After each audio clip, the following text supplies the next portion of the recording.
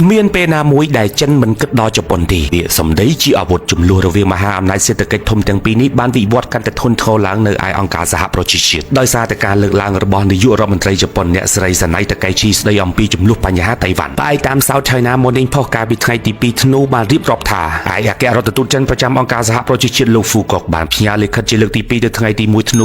2025ទៅកាន់អគ្គលេខាធិការអង្គការសហប្រជាជាតិលោក Antonio Guterres ដោយហៅការលើកឡើងរបស់អ្នកស្រីសាណៃតាកេឈីជាបញ្ហាប្រឈមដ៏ធំបំផុតចំពោះទំនាក់ទំនងទ្វេភាគីដោយចោទប្រកាន់ជប៉ុនបានធ្វើឲ្យខូចដល់ទំនុកចិត្តគ្នាទៅវិញទៅមកនិងបំផ្លាញមូលដ្ឋានគ្រឹះនយោបាយនៃទំនាក់ទំនងចិនជប៉ុនការធ្វើឡើងជាលើកទី2នេះបន្ទាប់ពីលិខិតឆ្លើយតបរបស់ជប៉ុននៅថ្ងៃទី24វិច្ឆិកាដែលឯកអគ្គរដ្ឋទូតជប៉ុនប្រចាំអង្គការសហប្រជាជាតិលោក Yamazaki បានផ្ញើលិខិតទៅលោក Guterres ដើម្បីច្រានចោលការចាប់ប្រកាន់របស់ចិនដែលនេះជាសិទ្ធិការពារសន្តិសុខរបស់ខ្លួននិងច្រានចោលការចោទប្រកាន់របស់ចិនថាជប៉ុនជាអ្នកបង្កហេតុក្នុងចំនួនចាប់ពីថ្ងៃទី7វិច្ឆិកានេះពីកន្លងមកចិនបានបង្កើនសម្ពាធជាច្រើនមានដូចជាបិទជើងហោះហើរប្តឹងទៅអង្គការសហប្រជាជាតិនៅថ្ងៃទី21វិច្ឆិកាហាមឃាត់ការនាំចូលអាហារសមុទ្រគំរាមកំទេចប្រទេសជប៉ុនដោយប្រើប្រាស់អាវុធនុយក្លេអ៊ែរពឹងឲ្យសហរដ្ឋអាមេរិកជួយនិយាយឲ្យជប៉ុនបន្ទន់អេរយាប័តជាដើមតែអ្វីៗទាំងអស់គឺជប៉ុននៅតែរក្សាគោលជំហរយ៉ាងរឹងមាំជានិច្ចនៅក្នុងលិខិតជាលើកទី2នេះចិននៅតែទាមទារឲ្យជប៉ុនដកពាក្យសម្ដីដែលលើកឡើងទាំងនោះចេញហើយបញ្ជាក់ជាថ្មីនៅគោលការណ៍ចិនតែមួយ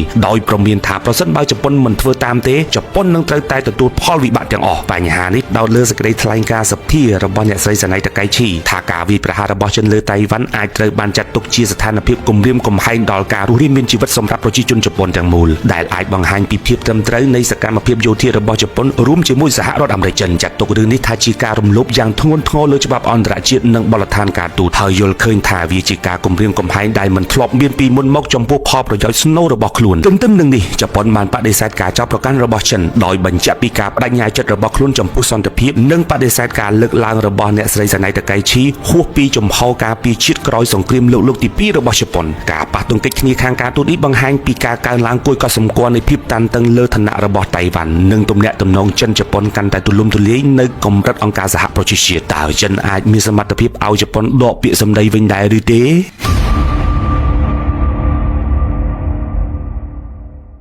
ជំនាញផលិតមាតិកាចម្រុះដែលមិនអាចមើលរំលងវគ្គពិសេសសម្រាប់ប្រិយមិត្តដែលស្រឡាញ់និងចូលចិត្តបង្ហាញចំណាប់អារម្មណ៍លើបណ្ដាញសង្គមដោយចាប់ផ្ដើមចេញពីថ្ងៃនេះតទៅជាមួយកញ្ចប់តម្លៃពិសេសប្រិយមិត្តនឹងទទួលបានការបង្កើតខ្លឹមសារដ៏សំខាន់មួយជារបស់ខ្លួន